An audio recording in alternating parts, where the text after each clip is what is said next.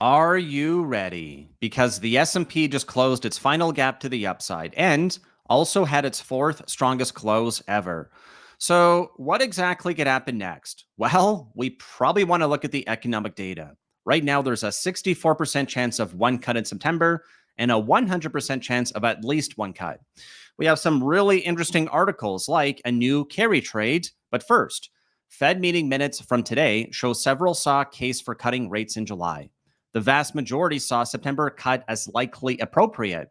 And this is really important because this data is likely stale. Remember, the SOM rule got triggered just after that last meeting. And we now have a revision of 818,000 jobs that are less than what we thought. This is the biggest markdown going back to 2009. And at least three banks had the data early. Interesting. Typical Wall Street. The market's now back here at 51 or solidly into neutral after being quite fearful for some time, as far back as a year. We can also note that stocks are fairly flat. Some sectors are up, some sectors are down, but if we look at the last week, hey, it looks a lot better. And if we look here to the last month, let's make it a little bit easier to understand.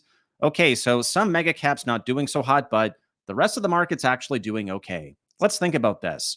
Who are the companies spending on AI? Well, that's Google, that's Amazon, that's Microsoft. They're building out servers. Who are they giving money to? Nvidia. So it looks like a transfer from Google, Amazon, Microsoft, right over to Nvidia. Thank you, guys. Really appreciate it. So, whoa. What about the economic data? Well, let's have a look here. So FOMC meeting minutes today. Data out tomorrow, but I think everyone's going to be focusing on Jerome Powell on Friday at 10 a.m. So really simply put, here's the calendar for the Fed. On Friday, we have Jackson Hole. That'll be Jerome Powell speaking. On the 6th, jobs. On September 11th, CPI or inflation. And then on the 18th, the Fed decides. And right now, we're battling for either a 25 or 50 basis point cut. That's what I'm showing you here right now.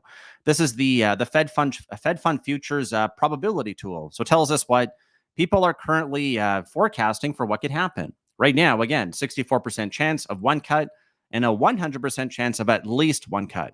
36% chance of two. Let's read this note. It's highly likely Powell will use his Jackson Hole address to declare it will soon be appropriate time to cut rates. Yes, that's been confirmed right here. Look, vast majority saw September rate cut as appropriate. And a lot of them saw July is the appropriate time as well. So now it's really a matter of whether it's 25 or 50.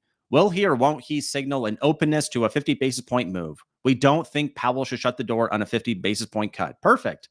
That's all we really care about. Here's the numbers, right? It's getting a little bit boring. We all know we're looking for cuts. So let's try to make sense of this data. So fourth strongest close ever. That's pretty significant, right? Fourth strongest close ever. Let's repeat that one more time. Ever. Let's look at the volume. We have a crescendo here. Gap downs are for buying. Yes, and the volume's actually been net positive. Here's the really interesting part. If we're able to close above 559.99, basically 560, let me make that a little bit easier to read. That would be a record close. Why? Look, our strongest close ever is at 559.99. So anything over 560 is a record weekly close. Looks like it was a buy the dip, right off support, right off our uptrend. And our pattern here is pretty simple. Fail breakdown, close over the candle high. So as long as we're over 555, like we're pretty much good to go. And we're noticing a lot of charts are actually looking like they want to break out. Look at QQQ, right? Actually managing to save the uptrend today. I'm really curious whether or not SMH made it. Not quite. So this would be the final chart I want to see actually get over here. We notice that we're still rocking an uptrend similar to other charts, but other sectors are actually getting a bigger bid today. Look at the Russell, up by 1.3%. What'll also be interesting is if we look down here to emerging markets, let's look here to EEM. It's up by 0.4%, a little bit more than the S&P. I want to show you one chart because this one just is impressive. If we look here to a weekly chart, this is Brazil. This is a huge move from low to high. It's an 18% move. So can we understand what's happening here? Yes. Hedge funds are using dollars for a new carry trade. Positioning shifts come back after pullback in the short yen, blah, blah, blah. What are they doing? There's a key difference. Hedge funds are borrowing US dollars rather than the yen for their wagers on emerging markets. Interesting. So it looks like the whole world is bullish. Correct. And what's so interesting about this chart is that It's approaching a breakout, going all the way back to 2010, 2009. Ironically, the same data we're looking at going back to here, all the way to 2009. So, what does all this really mean? Well, first, I'm going to ask you for a huge favor. If you could please consider smashing the thumbs up and subscribing to the channel, I would greatly appreciate that. So I'm showing you that the rest of the world is starting to catch a bid. And for the most part, the pattern we're looking for here is fairly consistent. What I'm basically talking about is, let's go back to our daily chart. Other than SMH back above its 50 DMA, they're all there. Magnificent 7 back above 3 days in a row now. So just meaning that they're closing above that blue line. That's the short-term price. We look here to XLG, it's over. That's the 50 biggest stocks. We look to RSPT or equal weight technology, over. Equal weight, over. Is that a record high? Whoa, it's almost at an all-time high here too. The Russell, over the 50, and the biggest gainer for ETFs. The Dow Jones is 0.1. Remember, we heard Tom Lee talk about how small caps should actually do quite well. Well, that's what we're seeing. And the fact that we're seeing everything else start to rally, or emerging markets overall, hey, the carry trade got unwound. The VIX is starting to rise a little bit, but hey, it's coming from a low base. It's still in the teens, 16.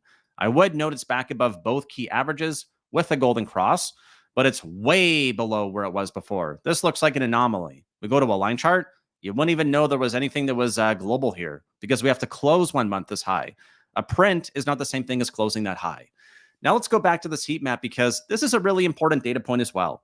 Everyone's so worried about Nvidia, but I'm like, well, it seems pretty simple to me. Apple's not spending on any data for servers. Meta's special. Let's just say it, and it's a little bit special because it's Mark Zuckerberg recently did an interview with Jensen Huang, which we talked about. And if we look here, this goes back to roughly 3 weeks ago, where they're both sitting down in like a fireside chat and talking about how they're such great guys. Now they're going to have the next big move for AI and the next computing platforms with Jensen and Mark. Cool. And it looks like these two stocks are happy. That's what I talked about before I left to go on holidays. But now, to make it really simple, these 3 companies, Microsoft, Google, Amazon, they've basically said we're going to sacrifice earnings for spending on AI. Well, what does that mean? They're giving Nvidia money. Oh, okay. And Meta actually guided up. They're getting an ROI on what they're spending. So these mega caps are actually doing just fine collectively. And because we know that Nvidia is going to be reporting earnings on the 28th, I'm cautiously optimistic. The stock is back above its 50 DMA. It's rocking an uptrend, but it's a little bit shaky. I'm not going to lie.